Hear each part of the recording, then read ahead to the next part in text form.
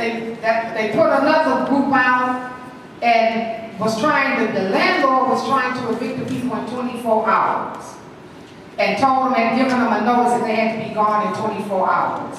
I just happened to be working in a company where one of my clients came and she was crying. And I said, what's going on? And she said, they are forcing us to move out in 24 hours. I said, what? So I went around to the apartment. I called Abby on me. I said, Abby on me, because I was at work. I said, get over there quick. Find out what's going on. I said, and call me back, let me know so we can see what we can do. So we went. I left on my lunch break, went over to the building, found out it was exactly as the tenants had stated, that they had 24 hours to get out. And then me and Abby and Jerry, we got together and started making phone calls and got the couple of agencies here, legal agency, housing coalition, and ultimately it ended up with like 8 to 10 different organizations came out and was able to help the people get the DTE to come back and turn the lights and gas back on and give this particular apartment 60 days and a chance to get them to be able to move out in 60 days. So that was another one. And then we had one where the people was living in a building that the fire marshal deemed that they couldn't stay there because it wasn't up to code. And the city inspector said the same thing, and they was able to be put up in a hotel because of our efforts to apply pressure on the landlords to do the right thing until they was able to fix the building where people could move back in. So it might not sound like much, but it was huge. Because we talking about altogether around 200 families that would have been homeless had we not worked hard to pull the organizations here in town to help people in need. Unless you're experiencing foreclosure and eviction, you can't understand. You might look at people in a way where you might think that they, should have had more sense. But when you're experiencing foreclosure and eviction, don't none of that mean anything. What really is the important thing is at that point in time, you got to scramble and find you somewhere to live. And I'll tell you, it's no easy task in going around trying to find a decent place. It's no easy task, but if you didn't have money to save your own home, where are you going to get money to pay for rent? And so these are the symptoms and the stuff that people don't really know about foreclosure and eviction. And when you ride down the streets of Detroit, if you have an opportunity to do that, you will see the devastation of foreclosure and eviction. As you ride from one block to the next block and see 5 and 6 houses on one side of the street, 2 and 3 houses on the other side of the street that's been lost to foreclosure and eviction. And it doesn't matter what neighborhood you ride in. You can ride in the poorest neighborhood to the most affluent in the city of Detroit, and you're going to see the ravages of foreclosure and eviction.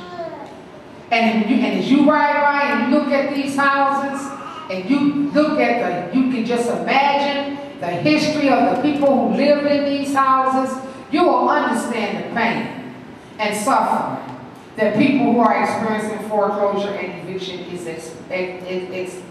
experiencing.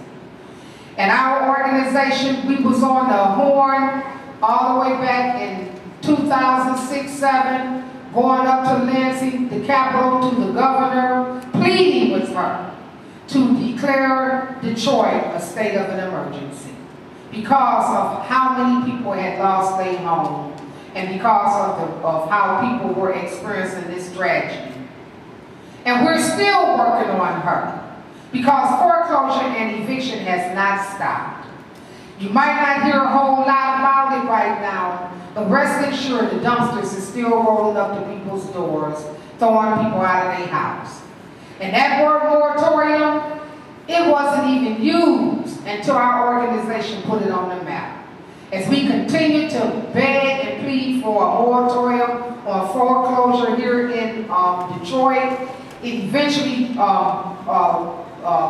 all the way to Washington, and now you hear them talking about foreclosure on, a moratorium on this and moratorium on that. People didn't know what moratorium meant. until we explained it to them right out on the street with a bullhorn as they were storming people out of their houses. I'm sitting next right here to Belva. We was able to save Belva's house. Give her a round of applause. We saved Belva's house. Belva was experiencing the same thing, only thing we had a favorable and happy outcome for her. We was able to fight till we saved Belva's house. And it was a hard. And Belva had sleepless nights just like we did. Then the other thing I want to talk about is not only did we experience foreclosure and eviction for our lifetime home, we moved into a house legal, paying rent on a monthly basis, and found out that the landlord didn't tell us that the house was in foreclosure and eviction. So this gray hair you see in my head, and that little eye that's getting littler and littler, it's because of the fight, not the stress. It's because of the fight that was led for us to continuously make success stories like Belva happen for a lot of other people. And our organization has done that. We have fought hard. We are on the front line of foreclosure and eviction. And we are demanding, not asking, we're demanding of our government to give us a moratorium where people can make the arrangements to be able to save their home. We feel that the American people deserve that. After all of the blood, sweat, and tears that the American people have done as we work daily to sustain not only our country but the world. And so that's where we are here in Detroit.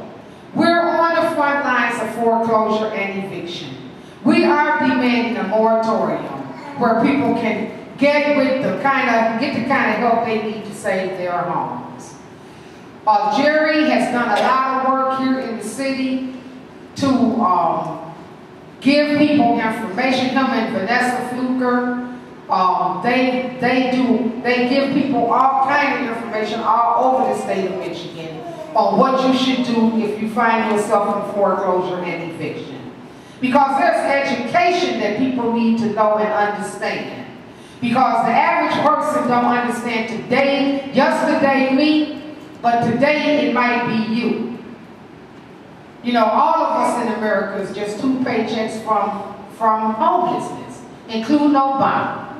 He don't get his 2 paychecks, he gonna be trying to figure out what he needs to do. That I need a better job. And so it's, you know, it might seem funny, but it's the truth. We are in a crisis here in America now. We can no longer stay on the sidelines and turn our backs and turn our heads and don't understand that what's happening to the person that's next door to you could really happen to you for real. We have to support one another. And we have to fight this thing together as a collective group of Americans. See, one group out of Detroit can make some noise, but we need people all over the world to work to put this message out. That we want help when it comes down to this homeowner thing. That we need information, education, and we need those people who stole everything from us, the banks. We need them to have something in place where they can bail us out.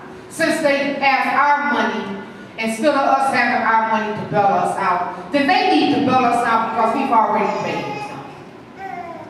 And people, that money that they took from us, we should be demanding it back. How do we do that? By forcing them to put in laws and put in bills that will protect our homes. That's how we fight back. Through legislation, through laws. See, not by just standing on the sideline with a bullhorn, questioning them or prompting them to do right, by making it right because it's a law. Because the American people want that. And because the American people need that, they need protection.